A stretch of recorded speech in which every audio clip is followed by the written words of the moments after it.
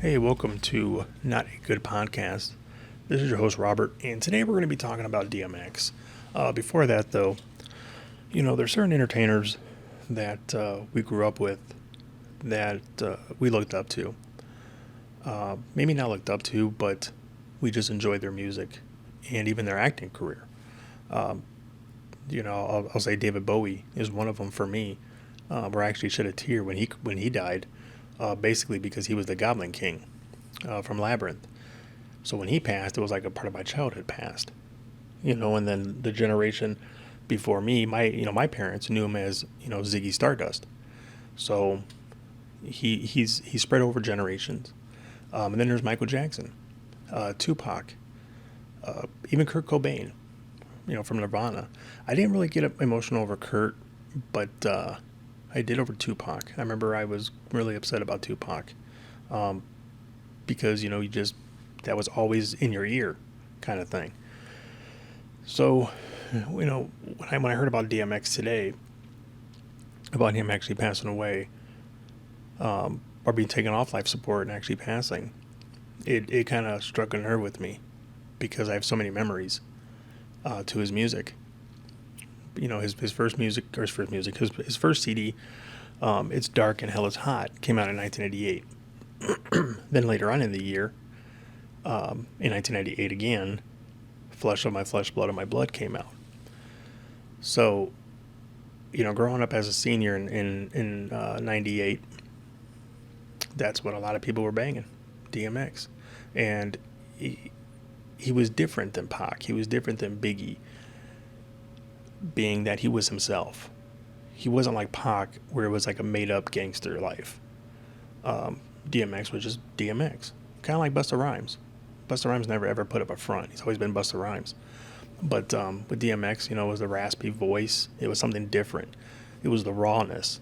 And like I said, we used to listen to that all the time in high school. And like I said, the memories of listening to that music is one song in particular, and that's Slippin', one of his more popular songs. I remember, this is why when I heard he passed, I got kind of teary eyed because I thought of my grandpa. When I was in high school, my girlfriend at the time, we would go down to the river, and my car stalled out, and I was too nervous to call my dad. And I don't even think my dad even knows this story, but I was too nervous to call my dad, so I called my grandpa. And back then, you didn't have cell phones, so you made a phone call being like, "Hey, my car, blah blah blah," and you're hoping that they find you. You know what I mean? So my grandpa gets there, and he looks and he sees my girlfriend and I, and he kind of gives me a smile, a little smirk, and he jumps my car, and I tell him thanks, love you, whatever, and he goes on his way.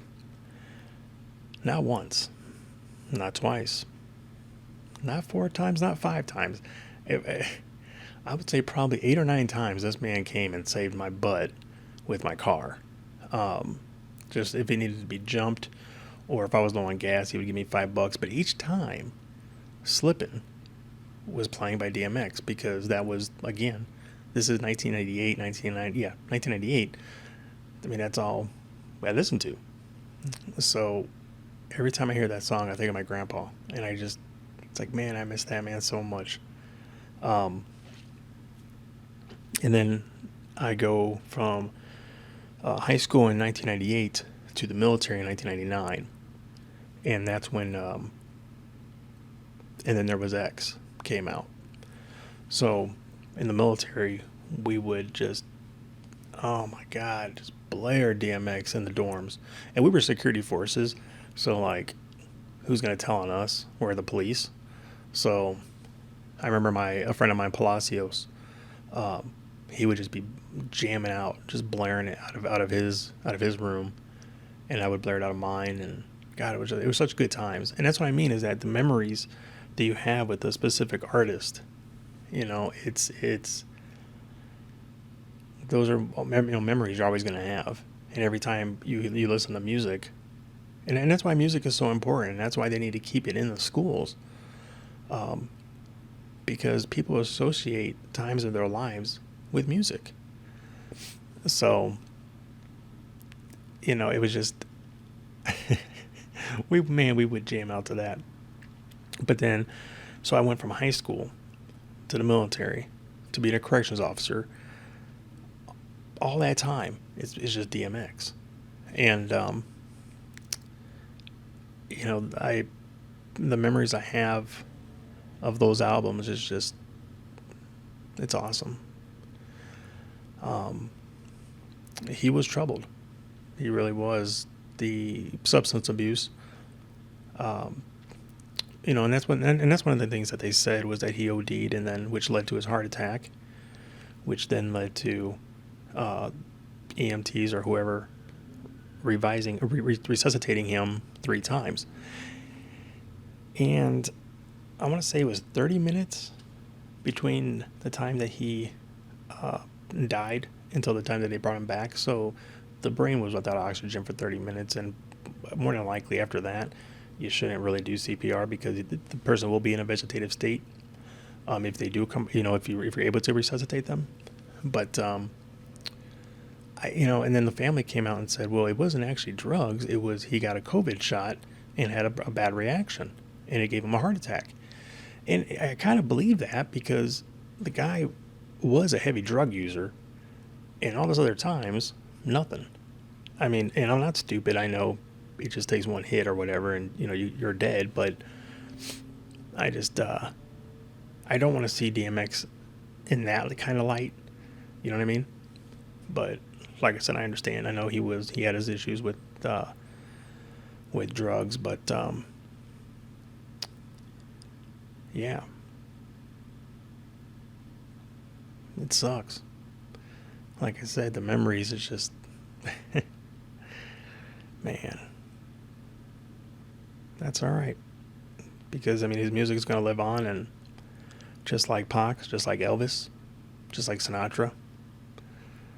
Um, and there will be a new generation that'll hear his music. The crazy thing it's kind of like Michael Jackson. Michael Jackson, when he died, his net worth was pretty low. I think it was like in the negatives. And it was the same with DMX. He when he died, it was like negative $1 million that he had or didn't have, I guess. And I think he might have had like 500,000, but altogether he was negative $1 million. But now that he's passed, I mean the iTunes and all that stuff is just going to go up. His records are, he's going to make them. His kids are going to, I think, be well off. Um, but yeah, it sucks. He's 50 years old. It's crazy. Anyways, this has been Not a Good Podcast. Thank you for listening.